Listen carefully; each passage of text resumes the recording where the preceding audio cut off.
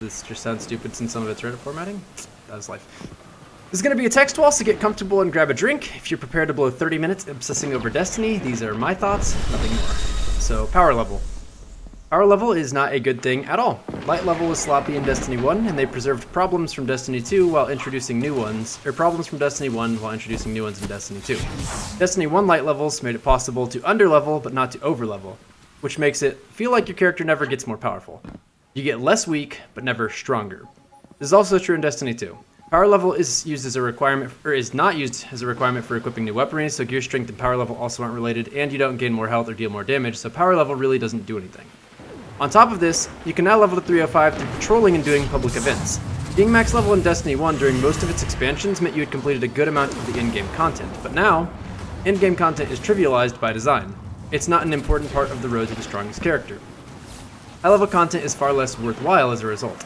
And on top of that issue, you don't need 305 for anything. As of next Tuesday, which has been postponed to next Wednesday now, light level 300 will be useful for the Prestige Raid and the Prestige Nightfall. We already know that the Prestigious Nightfall does not give you unique loot, the aura does not count, sorry, and the Prestigious Raid is looking to follow a relatively similar suit. So to summarize, you can get 305 from anything, you don't need it for anything, and it doesn't do anything. It's too easy to level, and yet simultaneously not worth it to even try anyway. It feels clumsily tacked onto the game, and that is a problem, because the one thing that power level manages to do is to spin a narrative that there's more to do after level 20. The mere existence of power level suggests that an endgame exists in which getting your power level to the maximum level is valuable. Why would power level exist if you didn't need it for something? Why is it the most prominently displayed number on your emblem? By the end of the story, you're level 210-ish, and there are a grand total of 4 activities that require a higher level. Trials, Raids, Nightfall, and Quest Exotics. The loot from those activities is not enough of a strength game changer to feel like a meaningful payoff for leveling. Feel free to tell me otherwise with a good example. So in short, power level gives the impression that there will be an endgame, but the current setup of the game does not deliver on that impression. I believe that is the critical reason that so many players on Reddit are so disappointed with the current state of affairs. Power level, the single most RPG-ish element in Destiny 2, is shallow to the point of total hollowness. Power level encourages you to keep playing like you're building to a greater goal, but there isn't a payoff. So, solutions. My first choice would be depth. Games like Skyrim and Dark Souls succeed massively as RPGs, even though they are very different. Both allow you to access new abilities and weapons as you level up, your character gains more health, you can use heavier and harder hitting weapons, your fireball spell graduates to a full-on meteor, you can wear stronger armor, new quest activities become available, and there might even be completion awards for those quests or other activities. The effect combines to make you feel stronger and more accomplished because you are stronger and more accomplished. Destiny 2 uses levels as a minimum requirement for activities instead, and I don't think that's wrong, but it does need more depth than that. Why don't we get more health as we level up? Why don't we get more damage and have higher attack guns? Why can't we overlevel for any activities? Why don't great guns require high power levels, and why aren't there great guns? Or at least, why isn't in-game gear clearly better than the I've almost finished the campaign gear?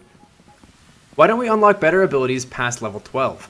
Aside from addressing all of those questions with satisfying answers, the fundamental question that needs to be asked at Bungie Studios is why does power level exist?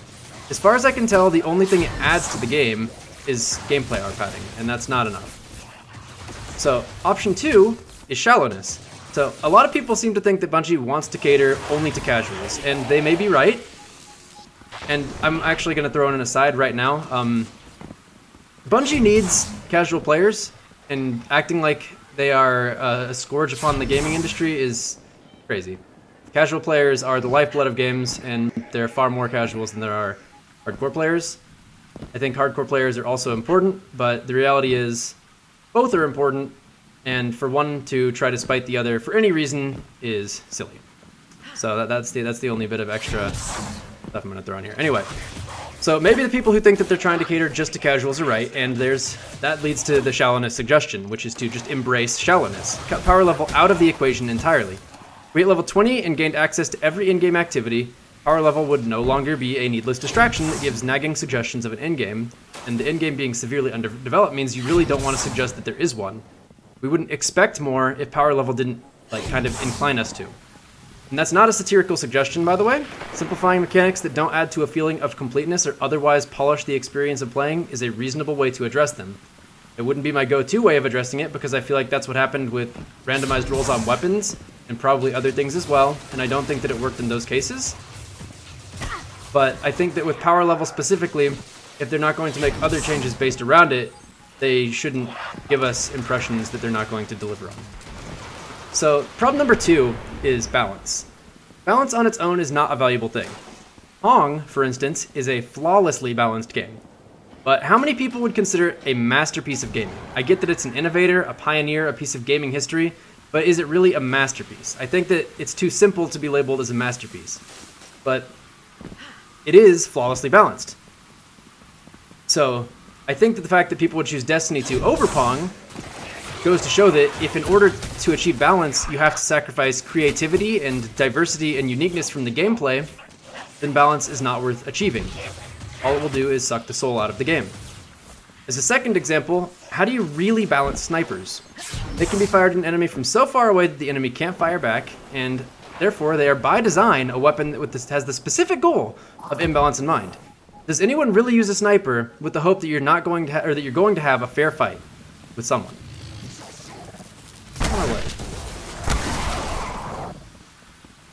No, you're trying to knock their face off before they can fire back. Just about everybody loves sniping, and just about everybody hates getting sniped. The point being here, imbalance can be fun, you just have to ensure that there is effective counterplay.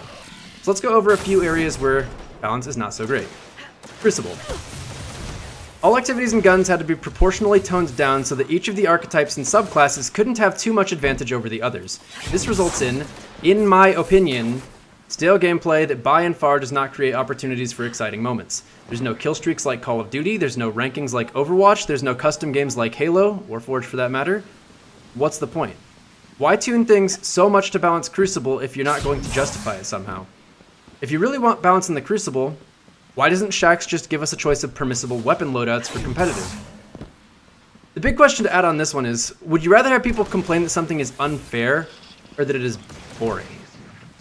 I don't want to further address the Crucible, so I'm just going to end on my take, which is that imbalance in favor of chaos, 6v6, faster movement, stronger guns, is more in tune with the whole immortal space magic theme that makes Destiny unique.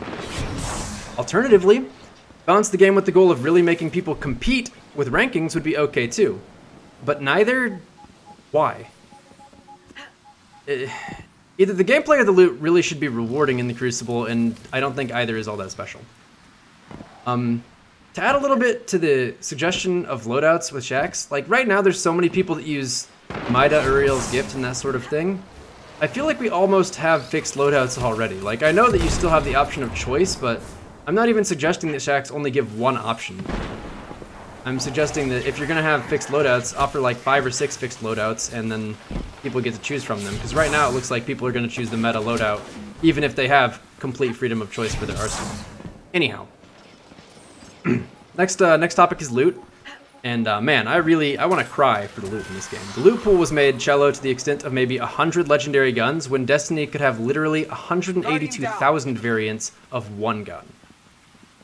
And it still had, you know, more than 100 guns. This would probably be excusable if each of the guns in Destiny 2 felt like a work of art, but it feels like a handful of drops from Destiny 1 were taken at random and chosen to be the fixed Destiny 2 role. As an example, why on earth did the old-fashioned get kill clip when drop mag is the perk choice that you need to make to have reasonable reload speed?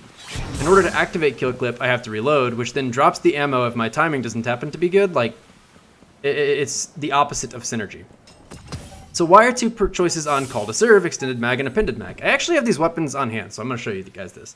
So kill clip, I don't know why I'm delving into this. You could take my word for it, but reloading after a kill grants increased damage, and I use drop mag because Accurez round knocks the reload speed down. Like, look at the difference in reload.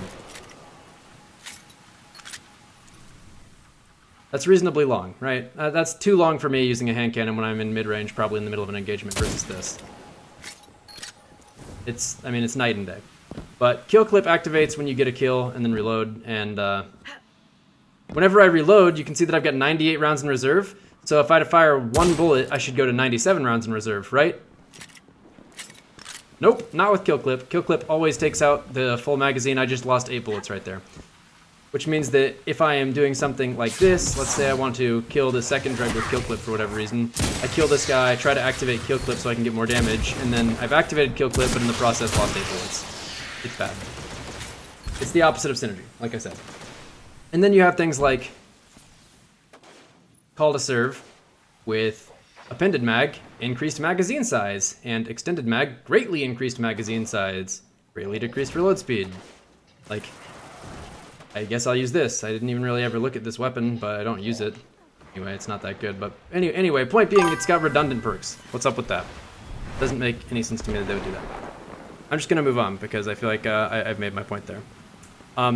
Nameless Midnight is seen as top tier by sole virtue of having explosive rounds, and more importantly, it really shouldn't be seen as top tier just because of explosive rounds. Like, that just means the whole loot pool is really wimpy for a single perk on a otherwise just average gun to justify it being top tier. Anyway, my point is that we get a lot of mediocre rolls as our fixed guns with no chance at anything better. Loot in Destiny 2 feels watered down so much that I'm starting to think it might just be water. This is also a massive hit to replay value. Yesterday, I did my milestones for the week, dismantled the repeat gear I got from my milestones, turned in the tokens that I got while doing them, dismantled the gear that I got from my tokens, then turned in the gunsmith parts I got from dismantling all the gear, and then dismantled the guns that I got from the gunsmith, which I then used to turn into more token or gear or whatever it is for the gunsmith. And at the end of the day, I managed to start back at square one. My factions did not rank up progressively since that's not a thing anymore. My gear wasn't better since after my 200-ish hours of the game, which I recognize is a lot, I've gotten everything, 3 or 4 times each. And ultimately, amassing loot and dismantling it felt like I was just making a mess in my inventory for the satisfaction of cleaning that mess up. I have not once in my years of Destiny had such a strong feeling that I had wasted my time. By comparison, while Destiny 1's loot isn't all that amazing, I would say that the average Destiny 1 roll was comparable to the fixed Destiny 2 rolls, so we have only a perceived loss of strength, because there's no better guns, but we still have, kind of the remnants of worse guns. And the new kinetic energy and power weapon system doesn't really help that issue, so I'm not really sure if that's a fair comparison. But I will say that the rolls on Destiny 2 weapons are pretty mediocre, kind of across the board. The worst part of it, though, is that there's absolutely zero hope for a new better gear. There's no reason to check your second Nameless Midnight for Outlaw, no chance of your blue shift having cluster bombs, not the remotest possibility that your Dire Promise will get a range perk it desperately needs. Hope is gone from the loot earning process, and when hope walks out the door, excitement follows the door right behind it. Thank you. Giving up those good feelings for the sake of balance in a game where loot is such an important motivator is a choice I just don't understand. It's not like the Crucible is ranked, so I don't really know what balance even achieves. Exotics. Exotics are underwhelming, and they could use almost across-the-board buffs. When you consider exotics from the perspective of balance, guns like the Last Word and Icebreaker stand out as unbalanced, and meanwhile Mida is a pretty balanced gun, but it's not very exciting. So, that explains why we still have Mida, but don't have the Last Word or Icebreaker. If you look at exciting guns, we've lost those, and kept unexciting ones, and if you look at balanced guns, we've kept those, and got rid of unbalanced ones. It's a pretty strong correlation, kind of across the board. So to illustrate the point I'm making, consider the Last Word. It's a hand cannon that you pulled out with a quick twirl around your trigger finger, and then you fired it at unmatched speed by fanning the hammer with near perfect hipfire accuracy. How do you think it would go if someone suggested bringing a gun like the Last Word into Destiny 2? What do you think they would do to make it balanced? Do you think it would compete with The Last Hope or Uriel's Gift? Thank you. And what about Icebreaker? A sniper with infinite regenerating ammo that caused combustion upon enemy kills. Good luck finding a way to balance that. Point being, balance inherently requires shooting down certain strong ideas. I do not think that is worth it at all. So solutions to that issue are obviously going to be kind of complex because balance is a very tough topic. But the number one solution that I think I would point to personally is that they need to stop making balance the central focus of the game. Nobody's going to look back in 8 years and say Destiny 2 was so balanced. It was amazing. But people very well might think back on the rocket launcher that exploded into a wolf pack of tiny homing rocket launchers and obliterated nearly everything in the game. So, in order to maybe achieve that kind of goal, you could reintroduce randomized rolls, but control for it better. Create a list of perks and their values from weak, okay, strong, and incredible, and give them appropriate rarities, something like 25, 50, 20, and 5% rarity, as an example. And then find appropriate pace to reduce the luck levels as playtime increases, so that you have some level of diminishing returns.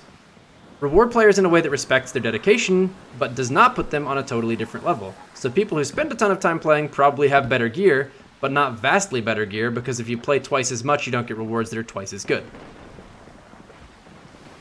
Reintroduce reforging alongside that. I would say that's absolutely necessary with random perks. I think that randomized perks was not the issue, but having no way to control for them was the issue, and reforging would be a great way to control for it. I think the way reforging should work is that you have 2 guns of the same type, you combine them into 1 gun, and you choose the perks from one that you want to keep and what you want to scrap.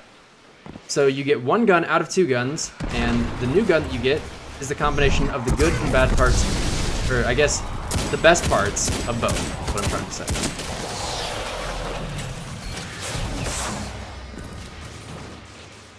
The point there is that if you made reforging like that, god rolls would be something that you could work towards. It would feel progressive. If you got a repeat gun drop, you wouldn't immediately want to shard it because it has the same roll, and you wouldn't want to immediately shard it because it's not as good as your other gun. You'd want to check to make sure that it didn't have some perk that was an improvement. And then on top of that, it would become unique to the individual. So it's a progressive endeavor that's customizable beyond the cosmetics of it. Someone could log on and work on making the perfect Menin SR4, and I think that would add a lot of replayability to the game. All the drops would actually feel valuable again. At least I believe that is the case. I think that would probably be a good compromise for hardcore and casual players personally. I also think you could make the mod system much more robust. Attribute, perk, and power mods are things that I think should exist rather than just generic mods. Weapons could drop with either 3 blank or 3 randomized mod slots, so you could have perk mods or power attribute mods, and then make certain perks and attributes drop from certain activities. When I say attribute, I'm referring to stat modifiers, things like range, stability, reload, or elemental type. When I refer to perks, I'm talking about things like outlaw, ambitious assassin, reactive reload, rampage, those kinds of things, cluster bombs. And when I say power mods, I'm saying that they add power level, like the legendary mods currently do, from 1 to 8 or so. So that would make it possible where you could get guns at inflated power of 24 if you were to take the value of 8 in all 3 mod slots. And it would be a good way of getting power level up, but you wouldn't have any perks on it or attributes. Or you could get 3 perks and have no inflated power, or you could get 3 attributes and have no perks or inflated power, but have a gigantic magazine or a ridiculous amount of range and that sort of thing. And yeah, that would probably result in some imbalances. But as I have already addressed, in this solution, we are not going to worry that much about balance, because if we worry that much about balance, all we're going to do is knock off all of the possibilities for really interesting and creative combinations. I think that mod system would be much, much better. It would probably be harder to design, but I think that there would be a lot of hardcore players that would really care about getting 324 light, even though it would still be pointless. It would be something to grind for, and it'd be fun to try and get it. You'd have people that wanted to get absolute god rolls on guns. The mod system being more robust would create a ton of replayability. And I think the downside of it is only that it could create potential imbalances. But as I said before, it's just not really enough of an issue. And if it really is that much of an issue, Shaxx needs to give us fixed loadouts for competitive gameplay and let us use our normal ones in quick play. Getting off track. You could have a gun with a god roll that had 3 perk mod slots, 3 power mod slots, or 3 attribute mod slots, depending on what kind of player you are. So basically, this whole option of creating more depth would make it where you're creatively addressing problems instead of forcing balance by eliminating problematic systems. I think if you're going to create a problem, it's much, much better to create a problem of unfairness and imbalance than it is to create a problem of blandness through balance. Option B is to take the balance of guns and to make it meaningful. You should create ranked playlists and scoring systems for PvE where people are able to compete on a fair playing field because everybody is, roughly the same power. Do more interactive world events like Faction Rally, but encouraging more interactivity by doing things like doubling rewards when teams are playing with people of the same faction, so you have reason to try and socialize through it. Make it so the quality of the player base works to create a feeling of importance within the context of a larger goal. Make it where everybody being roughly the same strength makes it where the whole community is more inclusive. I would say that this option does entail no more raids. Raids with balanced loot that are only accessible to players who spend more time than you're, quote, supposed to, unquote, which is how they are right now, are just not really worth making, in my opinion. The time spent in the development of the raid world and its mechanics would be better spent on anything that 80% of players would touch. And I wish I was being sarcastic or something, but imagine if at the end of the main story, there was an optional mission that just required 3 people, it had matchmaking, and it was the entire raid area with watered down mechanics so that it was harder to fail, and it was more straightforward and told you what to do. And 80% of the players would get to touch it, and they'd get to kill the dogs, and they'd get to beat the baths and destroy the lamps, and they'd get to run the gauntlet, and they'd get to kill Callus. And it would be awesome for them, right? But they don't get to touch that content currently because it's just out of reach. And yet the people who are able to touch that content currently don't find it to be satisfying enough to keep coming back for it. I do think that raids are something that Destiny should not give up, but at the end of the day, if you're really that focused on making a balanced experience that you can't make something where hardcore players feel like their time is going to meaningfully build on something, raids are a lot of development time that could be better used, I think.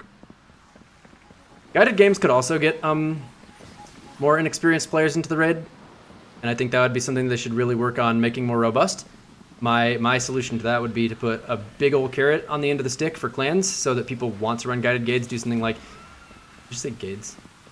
You put a big old carrot on the end of the stick. You put Galahorn is the reward for completing 100 guided raids with good Oathkeeper score and 500 guided nightfalls or something like that. And then once they do all that, like, clans are gonna want to do it because they want to get the craziest loot.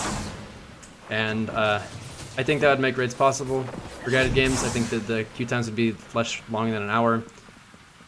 I think it would be good. I don't think it's something that they would do, but I think it's the only thing that would really make guided games popular. At the worst, they could use the token system that they've built for the game and put it into the guided raids. I think it would make much more sense there than as a raid reward. Anyway, I'm off track again. I have no doubt that I could do a post of similar length about mods and subclasses. I'm going to also throw it out there that I personally think Nightfall strike design is actually top-notch outside of the rewards. I did a long post on Reddit before that got buried, but I think that the Nightfalls are genuinely great content that is, for all I can tell, underappreciated due to lacking rewards. The various modifiers are interesting, and they create good gameplay variety, which builds on the already strong strike design. You have different dominant strategies on a week-to-week basis, and it feels like they have a lot of creative opportunities to make Nightfalls very replayable. It's the number one thing I look forward to right now, and I think that if anybody struggles with them or doesn't like them, it's probably because they don't have anyone who is particularly experienced with good strategies on them helping them get through it. I think that if we had good guides for guided Nightfalls, that would help a lot. Nightfalls are in a really, really, really good place right now, and I'm personally impressed with how fun they are, personally. And it's not even just because I love challenges. It is actually, like, very well designed. Anyway, Destiny 2's world design is also amazing. The graphics are really good, the lighting is beautiful, the worlds are creative and interesting, and more than anything else, atmospheric. And it is a shame that there's no collectibles to encourage you to explore the full depth of them, and that lost sectors are basically a non-factor in the gameplay, because I think that the team that built these worlds just knocked it out of the park. They're fantastic. It's easy to take that stuff for granted as a Destiny player, when the core gameplay doesn't really force you to engage with the world design or interact with it very much. But if you actually stop and look around, it's incredible. It is really top-notch. I think that those two things, and I'm sure others, that if I thought longer about it I would come up with more, are just unambiguous, huge improvements to Destiny 1 with no concessions made. Nightfalls and strikes in general, and the world design they have been knocked out of the park. So, to recap on everything that I've tried to get across in this video, Destiny 2 seems to have a big identity crisis that has tarnished the RPG and MMO-like elements and, honestly, ruined them. I like the game, I'm glad I played it, it was worth buying, but those aspects of my enjoyment in Destiny 1 were not reignited once during Destiny 2. Power level was a huge tease that set my expectations at a place to deliver disappointment. Replayability has been crippled into nothingness, and that has utterly destroyed the social aspect of the game for me personally. My friends do not play anymore, and they do not want to play anymore, and that is sad for me to see. There is no doubt that the game does have playability. It is 100% fun to play the first time. It can't be treated as a hobby in its current state. I can't blame my friends for not playing because the game feels like it's intended to be beaten and moved on from. And you gotta bear in mind, again, I am one of the people that plays too much, and so are my friends, so the game just doesn't work for that attitude at all, unfortunately for us. Balance has taken a lot of fun out of the loot in the Crucible without adding anything meaningful. There are people who like the balance more this way, but I would say that they are almost certainly rivaled by numbers who do not like the balance more this way. And there is no question at all that nobody likes having less PvE strength. There are a few people who are very happy with the changes to balance for PvE purposes. Therefore, balance, in my opinion, has hurt the game more than it has helped the game. I really wish they would make a Titan skating exotic. I miss that dearly. I miss movement in Destiny 1 as a whole dearly. It just feels like it's been gutted. So I would say that there's probably a handful of people in a similar position to mine.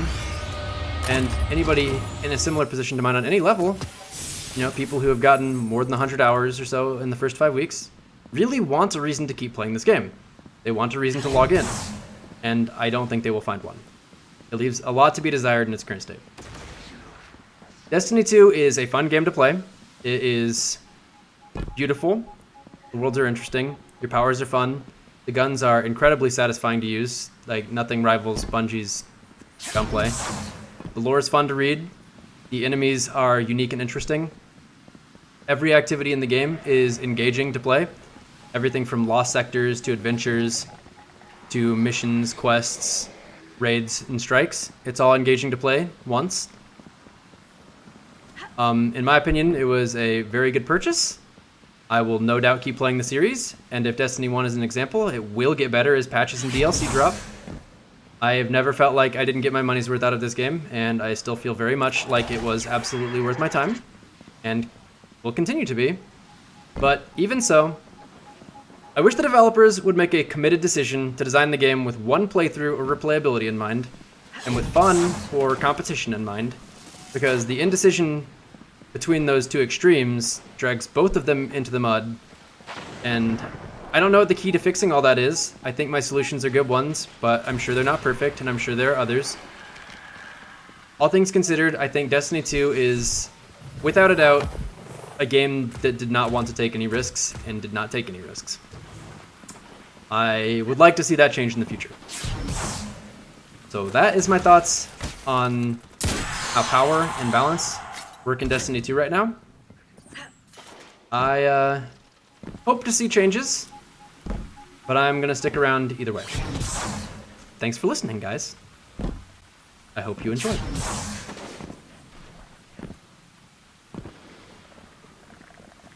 I need to check